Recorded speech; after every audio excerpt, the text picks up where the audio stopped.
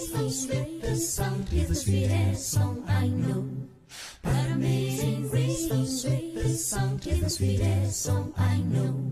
But amazing grace, so sweet the sound is the sweetest song I know. Welcome, welcome, welcome. Happy Sabbath, everybody. Good weekend, good weekend. How you doing? Glad to have you guys join us. It's always a privilege and a pleasure. This is Dove on the Window, and I am your host, Pastor Jeffrey. And I'm here in the studio again with my beautiful long-time wife. Sister Jeffrey, how you doing? I am wonderful.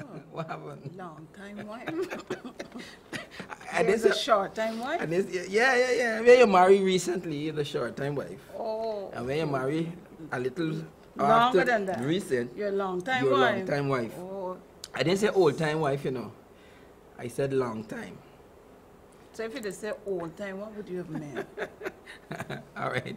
Before we have our usual Friday night thing, let's pray. You want to pray? Let's pray, folks. Gracious Father, which art in heaven, we give you praise and we give you thanks for being with us during this wonderful Friday, Father. Yes. As we have entered into the Sabbath, we want to thank you very much for blessing us, for keeping us in your care, Father, and for continually providing for us. We pray, Father, as we go through this program, that you will continue to be with us. May the Holy Spirit's presence continue to be with us, to guide us and direct us in the things that we say.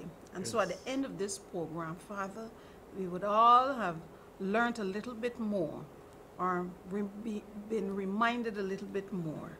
We love you and we praise you. And I pray that you would be with all the viewers, whether it's by Facebook or whether it's by the television. We pray, dear Lord, that you will continue to bless each and every one of them. As they listen, we pray, dear Lord, that you will continue to bless us. Is our prayer in Jesus' name. Amen. Amen. Wonderful. Wonderful.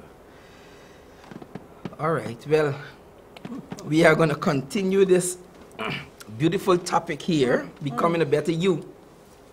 Before we do that, just by way of some announcements,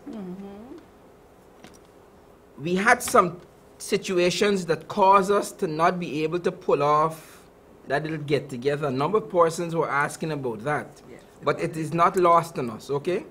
So we're going ahead with the little get together. It's going to have a little twist. I had a meeting with a good friend of mine, and we decided that we're going to do a financial peace seminar. Well, a financial peace discussion. Yeah. How to get out of debt, how to save, because we realize that one of the problems that affects marriages is the area of finances. Senior and I have long, fortunately for us, we got information when we lived in the US. We got information that we adhere to and practiced that has information that has allowed us to be debt-free. So we live a debt-free life. Celia and I don't owe on anything because we practice financial freedom.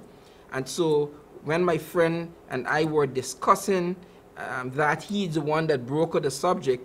He said, this is an area that we could deal with, we could touch on, and I thought that that was a very good suggestion.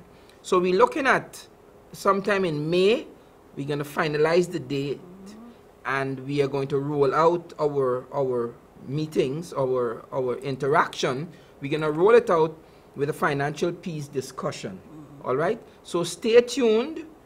It's going to be a limited thing because he's suggesting that we use his home, and so we're going to have to scale back, at least initially, the amount of persons who can participate. Just initially, we'll see how it goes, but we want to deal with that, how to get out of debt so that your marriage could be strengthened and so on. It's a very practical ways. I'm a practical person. Our organization is called Practical Christianity. So I approach life in a very practical way. All right? Okay, Sister Jeffrey, anything you want to add? No, not really. Not really. You good? You gave a wonderful announcement.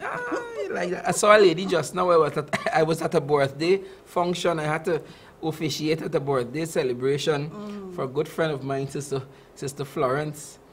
And there was this lady there, Sister Thomas.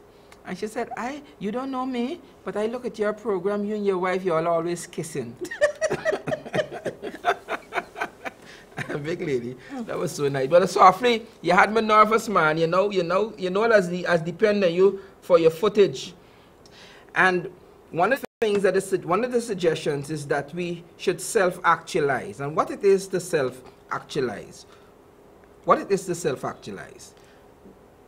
To self-actualize is your personal capacity to understanding who you are. Say that again? It is the personal capacity you have to understand who you are. Oh, that is deep. No, that's not so deep. That's not so deep. This is still deep. It's still deep. Who am I? Do I know why I exist? Is my life meaningful? Am I living a full life? Is my life dynamic or is it static? Okay. All of those form part of your self-actualization. Okay. Maximizing who you are. Okay.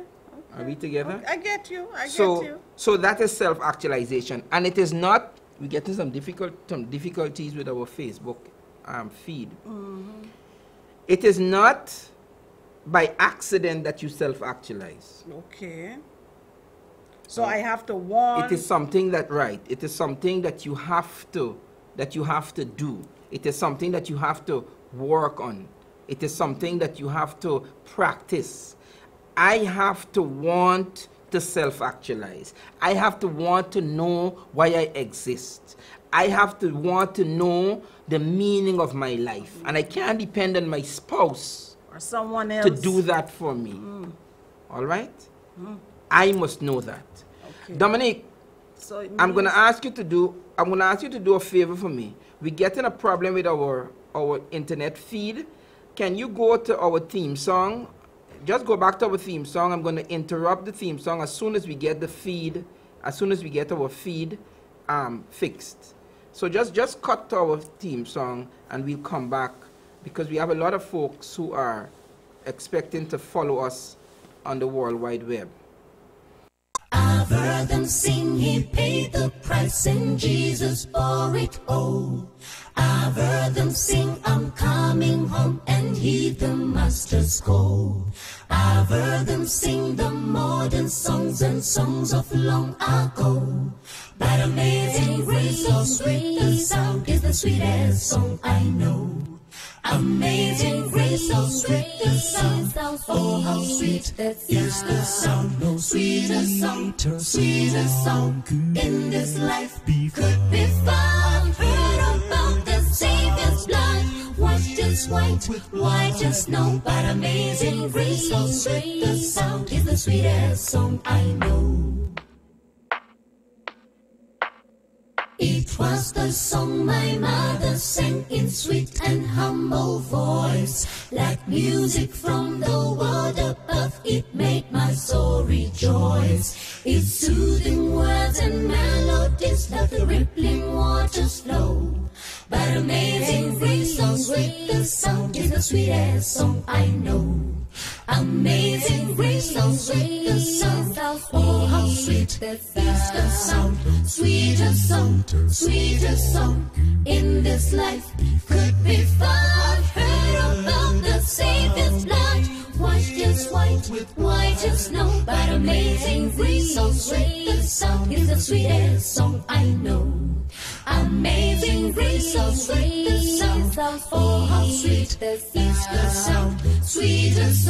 Sweeter song in this life could be found. Heard about the Savior's blood, washed as white as snow. But amazing grace, so sweet the sound is the sweetest song I know.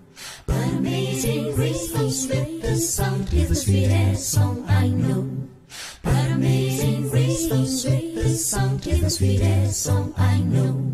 But amazing grace, how sweet the sound is the sweetest song I know. The sweetest, most wonderful song I know.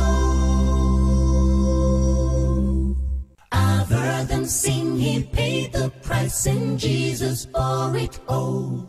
I've heard them sing, I'm coming home, and heed the master's call. I've heard them sing the modern songs and songs of long ago. But amazing grace, so sweet the sound is the sweetest song I know. Amazing grace, so sweet the sound, oh how sweet is the sound. No sweeter song, sweeter song in this life could be found. Heard about the Savior's blood, washed as white as snow. But amazing grace, so sweet the sound is the sweetest song I know.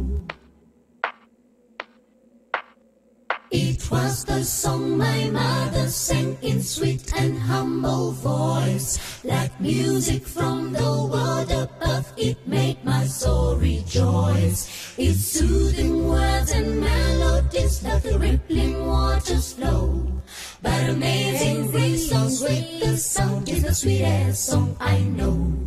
Amazing grace, so sweet the sound, oh how sweet is the sound. Sweeter song in this life could be found. Heard about the Savior's blood, washed as white as snow. But amazing grace, so sweet the sound is the sweetest song I know. Amazing grace, so sweet the sound, oh how sweet is the sound. Sweeter song in this life could be found. Heard about the Savior's blood, washed as white as snow. But amazing grace, so sweet the sound is the sweetest song I know. But amazing grace, so sweet the sound is the sweetest song I know. But amazing grace, so sweet the sound is the sweetest song I know. But amazing grace, so sweet the sound is the sweetest song I know. The sweetest, most wonderful song I know. I've heard them sing, he paid the price and Jesus bore it all. I've heard them sing, I'm coming home, and heed the master's call. I've heard them sing the modern songs and songs of long ago. But amazing grace, so sweet the sound is the sweetest song I know. Amazing grace, so sweet the sound, oh how sweet is the sound. No sweeter song in this life could be found. Heard about the Savior's blood, washed as white as snow. But amazing grace, so sweet the sound is the sweetest song I know.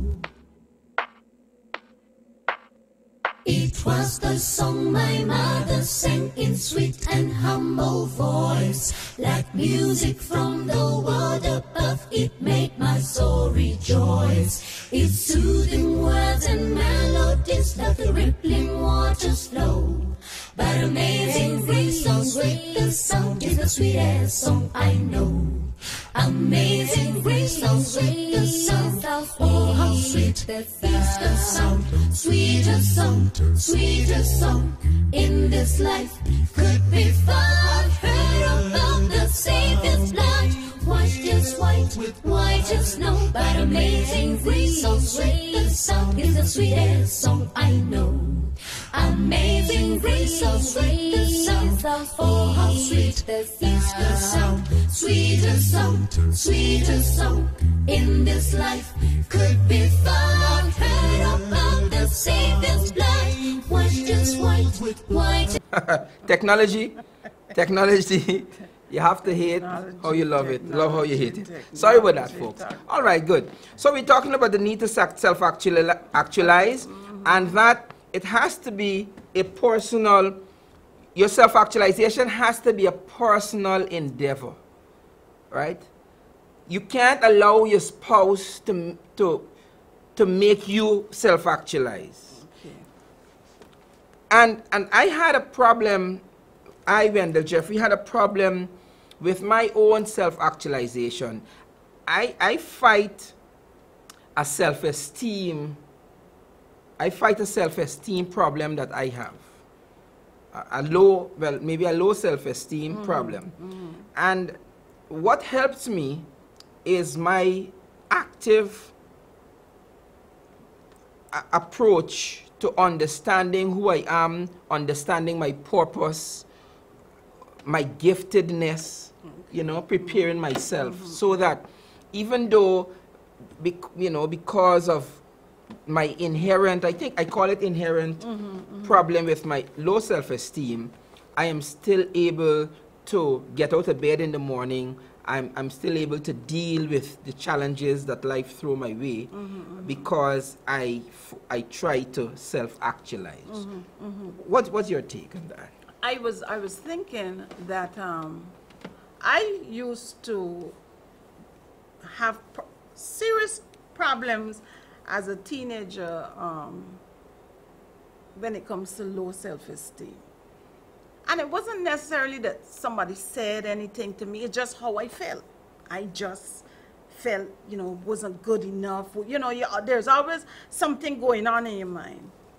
And I remember that even as an adult now, if something should happen, at the back of my mind, or even, let's say just for a moment, I might tell myself, I can't do this. I have to do this, but I get scared. And I have to tell myself, you remember that no matter how you may be feeling about who you are, you must give this thing a try. Okay. We got a call. All right. Press the line. Hello, good evening. Hi, good night. Good night, Pastor Jeffrey. Good night. Good night.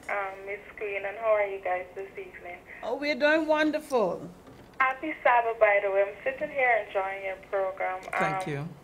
This is a segment that I really enjoy. I think life problems can be handled by taking time out to know oneself.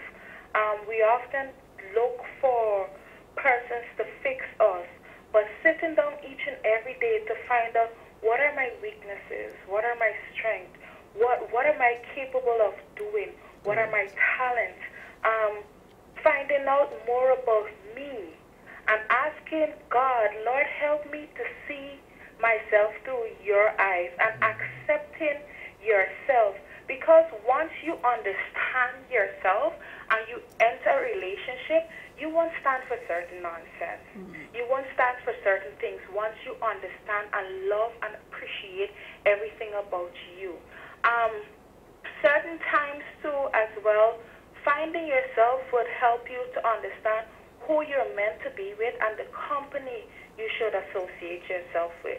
Because what I notice with youth now these days, because they don't know themselves or understand themselves, they place themselves in friendship, hoping and praying because their friends are a certain way, so they're expected to blend in like the friends. Okay. Right? So. Okay, let me say this too. One of the reasons that you want to self-actualize, and we're talking about in relationships now, is because you want to help your partner. Exactly. The more you understand who you are, the more you can help. And sometimes what happens is that persons who do not self-actualize depend on the spouse to help them to find out who they are, or to help them to be who they think they need to be. And when that help doesn't come from the spouse, the relationship is placed in jeopardy.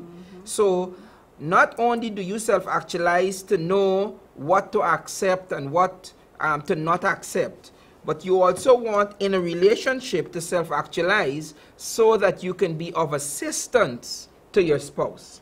That's All right? true, I agree, but sometimes in a relationship as well, yes, you may want to help that person because you have found yourself, you have understand yourself, but in my view, that person has to be willing enough to allow you to help them. That person should be open up. That person should know, here's what, this is my fault, and this person here is helping me to reach a new height in life. Right? Because sometimes in relationships, you try your best to help that person. Let me say this. Let me say this. Let me say this. What I am big on the underdog theory of life, which is that I approach life from the way Christ approached life, okay? And Christ approached life understanding the frailties of humanity, so that the Bible says that he was rich, yet for our sakes he became poor, that we through his poverty might become rich, right? The Bible also says, let him that is strong bear the infirmity of the weak. What we do sometimes in relationships is that we expect the other person to meet us halfway. And I hear that all the time. He not pulling any weight. She not pulling her weight. Well, it might sound hard, but it is what is needed in relationships like that. You have got to pull more than your weight. And I'm saying that in context, because if you expect the person to meet you halfway, and the person does not meet you halfway, then your relationship is in problems. All right? If the person doesn't meet you halfway, your relationship is in problems. And you're looking now at an unhappy marriage, or you're looking at divorce, you're looking at all kinds of problems. The person might not be able to meet you halfway because the person does not know what halfway is. So you might be dealing with a spouse who you think has the capacity to meet you halfway when the person is sick, emotionally sick, and does not know what halfway is. All right? And so you they don't even know how to start to even reach halfway. Correct. You might... Excuse me. Dominic, you see what's happening there? We got a real problem tonight with our technology. Yeah.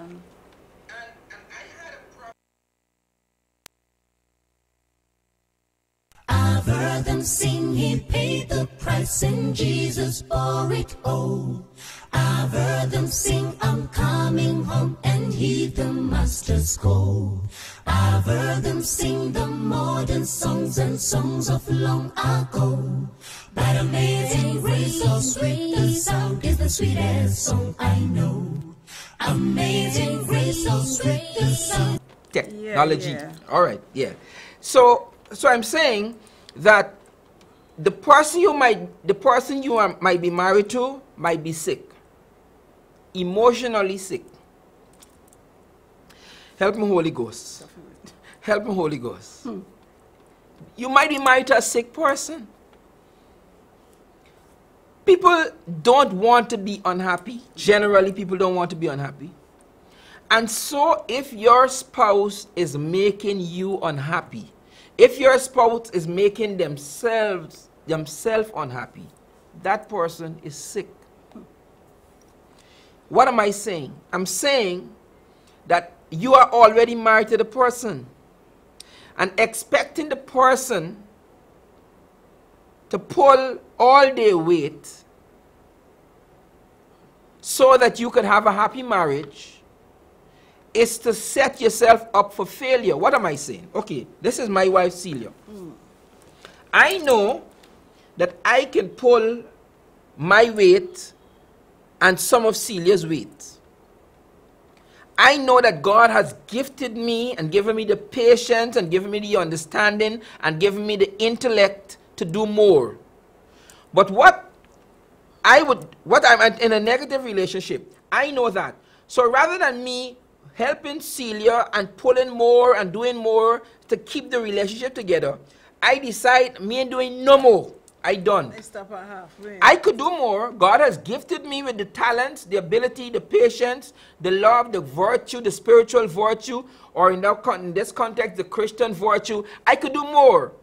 I know what it takes to make my relationship work.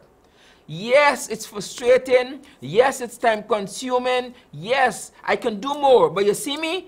I done. If he ain't want to do more, if she ain't want to do more, we have that attitude. And it is causing a lot of problems in our relationship. When I have self-actualized, I am not dependent on anybody for my happiness. When I have self-actualized, when I am emotionally intelligent, I am not dependent on my spouse to make me happy. I do what I have to do. I go beyond my call of duty because this is about me. And if you have a spouse that is making you go beyond your call of duty, is making you bend backwards, well, maybe that person has been put in your life to get you to heaven. So maybe don't even see it as a marriage alone. See it as God putting somebody in your course. You know, I wanted to say that the thing about this actualization of oneself is that I think you first have to understand where you need to be and where you are at the moment. Let's go. Here's why I'm saying that. And it may come from, if you are a person who's going to church, it may come from somebody who says it to you. It may come from a book you read. It may come from a number of things. And so what may happen is that would I always know that I've reached where I need to be? You understand? Am I understanding that I can go to B, but I'm still at A? Okay. You understand what I'm saying? Yes. Good. Somebody may come to me and say, Celia, you are at A, right? You can go to B. However, I may say, I don't want to go to B. Right, good. I want to stay at A. Right, and that's what I was going to tell you, that the genesis of your self-actualization has to first be a desire. From you. Yes, you have to have a personal desire to want to give your life meaning. Good. Now that you say that, which means I, who am willing to stay at A, I don't want to go to B, probably because of fear or whatever. I don't want to go to B. I'm comfortable at A. I'm good at A. Might marry someone who wants to go to B, C, D, wants to travel the whole alphabet. Okay. Right? The issue, the situation you're going to have there is, and I was thinking about it while the young lady was talking, is if I know this before I get married, should I still get married? You understand what I'm saying? If you know that this person, don't forget, because during your courting time, you're going to be talking about different things. I don't know how many marriages people realize the situation after they get married, because I know some people figure that you don't show your true self. No, you wait until you're 5 years into your marriage and then you show yourself. So that could be it. However, if you see it before you get married, or even while you're planning your marriage.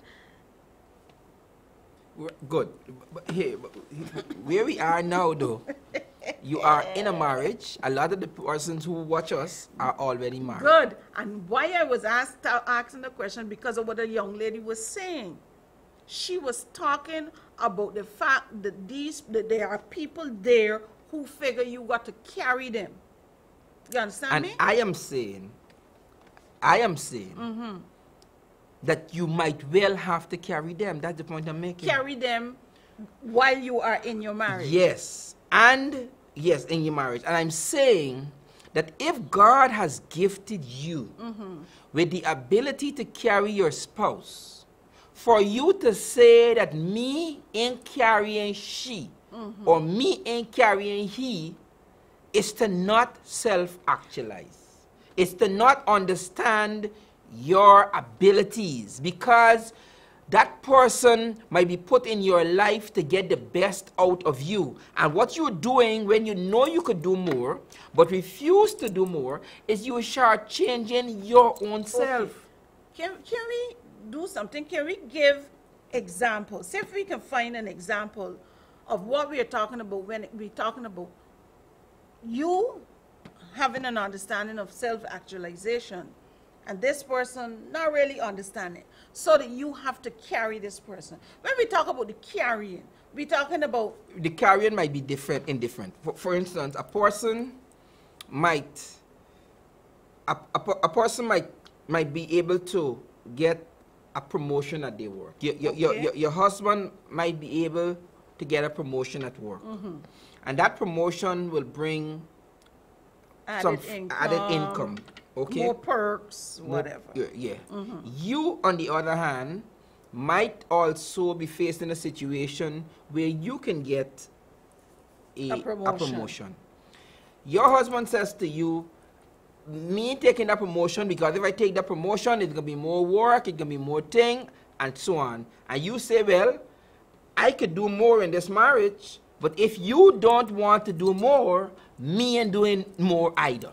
You're talking about, in this case, this would be what, finances? Yes. Okay. So I could do more. I could do more to make more money for the family. I could do more to improve the socio-economic realities of the family. But because you don't want to improve it from your aspect, if you don't want to bear more added responsibility for the family, then I am going to curtail my ability because you understand what I'm saying? When I think of that, I'm thinking, but why would you want to do that to yourself? But that's what I'm saying. What we, if you, and I'm saying it, I give that as an example. There are several examples. For instance, you might have a husband who, when you come home from work, the dishes not washed, or the children didn't have a bath, or the children not doing their homework. Okay. You understand? And you come home from work, your husband is there, the children not doing anything, you know, they're not doing their homework, things are not in place. Yeah. You know what it takes to make you happy. And what will make you happy is a clean sink. What will make you happy is the children doing their homework. But your husband didn't tell the children do nothing. Your husband didn't even tell them to wash the dishes, or he ain't wash the dishes. And you decide, well, if he ain't do it, let the children stay dunce. All of we gonna dunce and broke. Left them children, if they want to be on the Facebook and they want to watch television, left them. If the dishes gonna stay there for the roach to run on, left it. And I'm saying that if you have what it takes to go rinse out the dishes, say Johnny, Mary, whoever, what did y'all do at school today? What's y'all home? If you deciding that I ain't gonna do that, I'm saying it is to your detriment. Now I could understand if you had a long day and you're tired and you're beat and you really don't have it. But for you to be able to do it and not do it is to your own detriment. And in this case, with this analogy, it's to the detriment of the children. So that is what I'm talking about, carrying. Carrying. Because another thing I want to say, if you have a spouse who isn't carrying their weight, and you have not self-actualized to the point where you understand that you could carry the weight of your spouse, that marriage is going to be unhappy, and you might eventually divorce. But at what, to your own peril, because things that you could have been doing to improve yourself, you only marry fussing over the last 5, 10, 15 years. By the time you marry he, you are less of a person. You understand? You are less of the person that you could have been over those years. You could have gone ahead and get your promotion. You could educate your children. You could have done so many things. But because your spouse wasn't carrying the weight, and because you wanted to reflect that negativity in your spouse, you did not become the best person that you could be. Okay. And as you talk about that, I remember a story where this young lady said she was one denomination, and her husband was another denomination. Okay. And she said, well, you know, normally when you think of spirituality in the home, you think of the husband being the head of the home, leading out. And she said he wasn't the spiritual leader of the home. So she said, I became the spiritual leader. Beautiful. She said, so much so that I went to church. I took everybody, went to church with me, and when it was time, we went to church with him. So she said, this is what we do. I made the decision that this is how we're going to do this Beautiful. thing. So basically, she didn't say, well, okay, he don't want me think so well. We not having divorce. No. Right. She decided, because he doesn't want, I wouldn't go as far as to say that she made it as though she really wasn't concerned about him. What she did, she made a decision and she brought him in. That's a beautiful analogy. This is what we're going to do. Good. That's a beautiful analogy. The person self-actualizes to the point where they understand the benefits of their action or their inaction. You have children. You have a wife or you have a husband who isn't interested in spirituality. They don't care if Good Friday fall on a Monday. All right, good.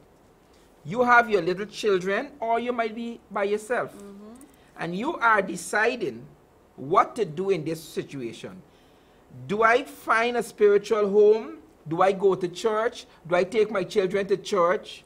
And you decide, because your spouse isn't doing it. Me ain't doing it neither. All of we going to be healing in this house. We ain't going to no church. We ain't having no prayer. We ain't doing nothing. All of we going to hell. Because you see what I'm talking about? Yeah.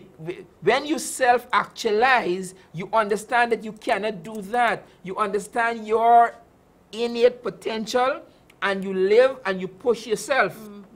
Get out to a spiritual, whatever your religion you are. Take the children, because when you reflect, the mommy going to church or me going the children to no church, whose life are you damning? You're damning the children's life, but you might be also damning your own life, because when those children grow up to become problems in the society, because they have no spiritual foundation, then you realize that somebody caused you to not be as effective as you can be, and now the children are creating a whole set of problems because you did not do what you could have done. Now again, I'm saying, if you can't do it, if you can't do it, it's understandable, but don't tell me that you're not going to do it because somebody else is not doing what they're supposed to do. And as you're talking, I was thinking how this graduates even into the other areas of your life, because it can happen at church. You're on a committee, and everybody has a job to do. But you come and you realize, wait, she didn't do this, oh, wait, shucks. Correct. And so you decide that you're going to behave like everybody else. Correct. They don't want to do it, so I don't do it. You know, it's not like not necessarily you want to stand out. You understand me? The thing is, you got to do, and I guess it comes back to doing your 100%. And I want to say, I want to say this, and I'm probably gonna get some people really angry. It's okay.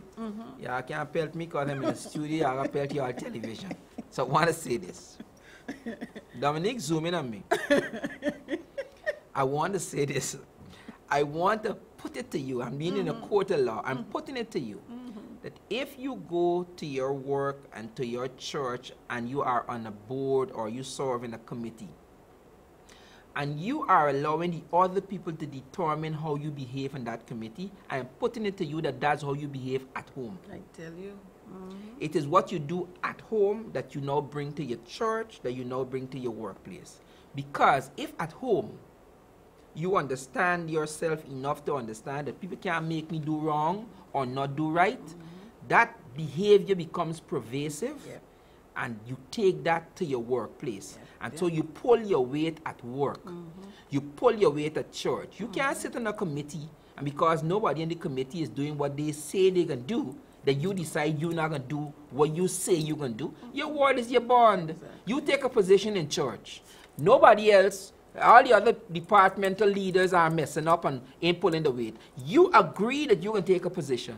And because the other person is not doing what they're supposed to do, you're not doing what you're supposed to do, then you end up pulling your weight.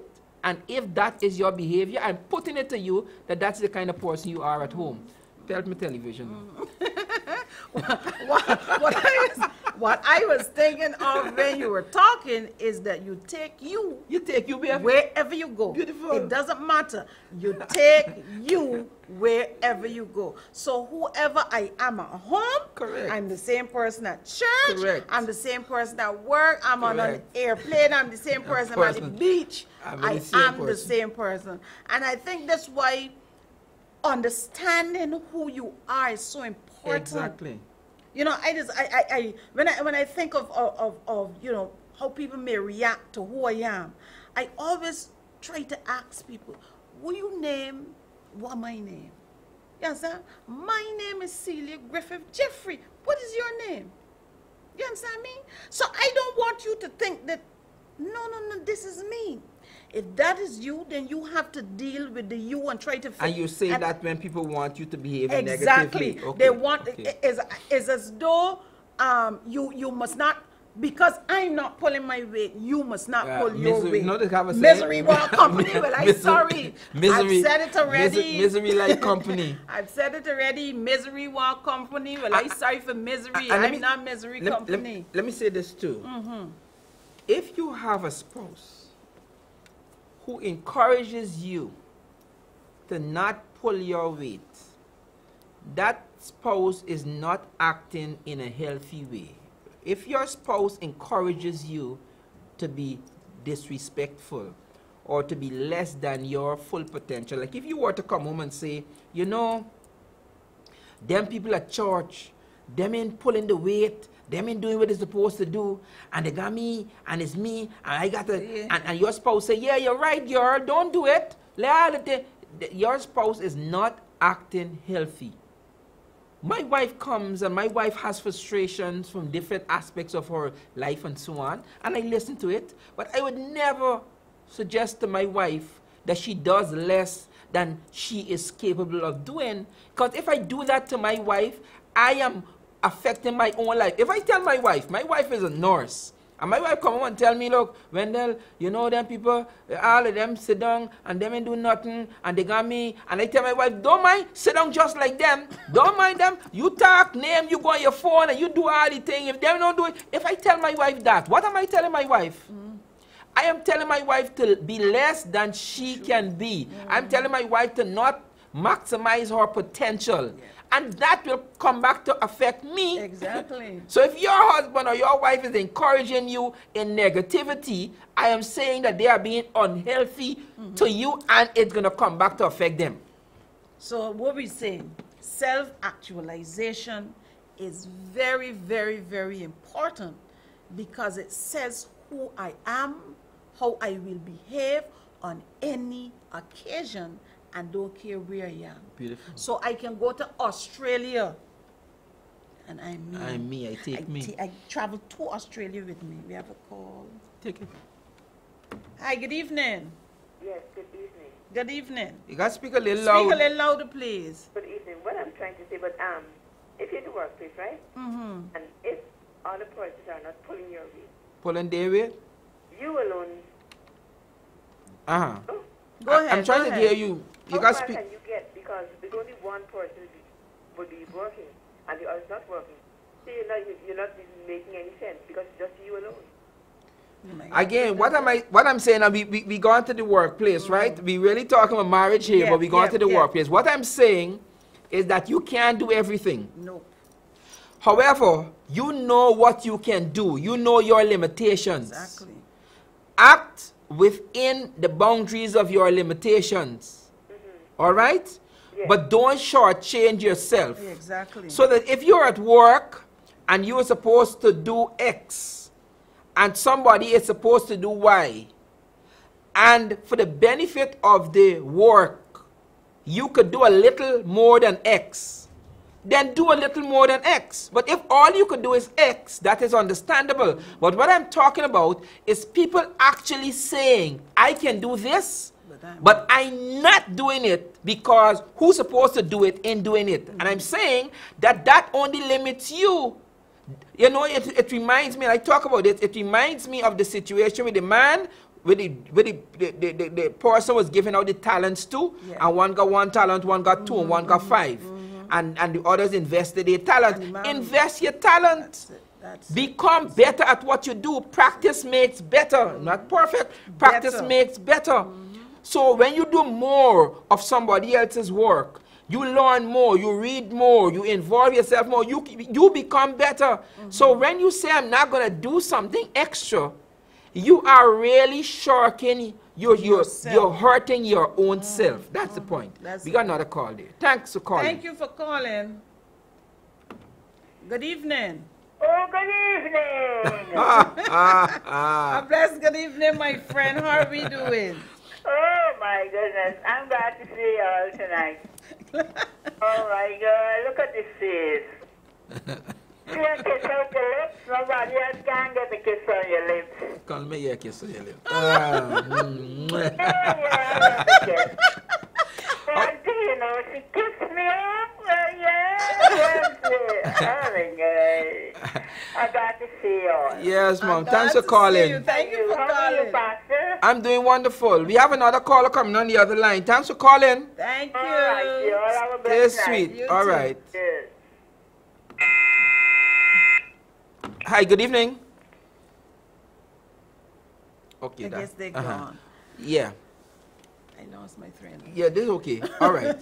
So you were talking about, we were talking about the need to not shortchange yourself because other people not doing. I'm telling you, look, you can be so many things. You know, I listen to people talk sometimes, and I can tell why they're not professional. I can tell why they're broke. I can tell why their children are limited academically and in other ways. I listen to people talk, and some of them, you could hear why they're not progressing in life. Because everything is tied to other people. Other people. One of the things that I have decided or developed with myself, and I used to do this thing since I was at home. Now, At home here. when home, I'm talking about growing up as a teenager. When I say home, I'm talking about with my mother and my brother. Okay. I hadn't even met him as yet. Who him? You, Oh. Wendell Jeffrey. I just want to know. Can I please? Yeah, go ahead. Good. I was the only girl in my family, and I remember I had to do almost everything myself. Now, I wouldn't say that my brothers didn't want to do anything, but however, when I got home from school, the cleaning, the preparing, whatever needed to be done. But one of the things I always told myself as I was doing all these things is that whatever I'm doing and I'm learning for myself. So that no matter where I go, I'm going to take this. So that I know how to clean, I know how to scrub, I know, all these things, know how to cook, know how to cut up stuff. And even as an adult, I still do the same thing. Okay, good. So that whatever I do, because Wait, I want you to go too far. Now, watch what's happening here on live television. I did not know, you just said that you were doing all of those things before you met me. I did not know that that is what you were doing. I just know that when I met you, I saw a young lady who was going beyond the call of duty. I don't know what was going on in your head. I just know that when I saw you, I admired that about you. You understand what's happening? Okay, So that's the point I was making. Your brothers were not doing what they were supposed to do. You're the only girl. And so you got to come home from school. You got to cook. You got to clean for them. You got to beg them to do things. If they didn't do it, you have to turn back and do it. And I, on the outside, I am looking at all of those things.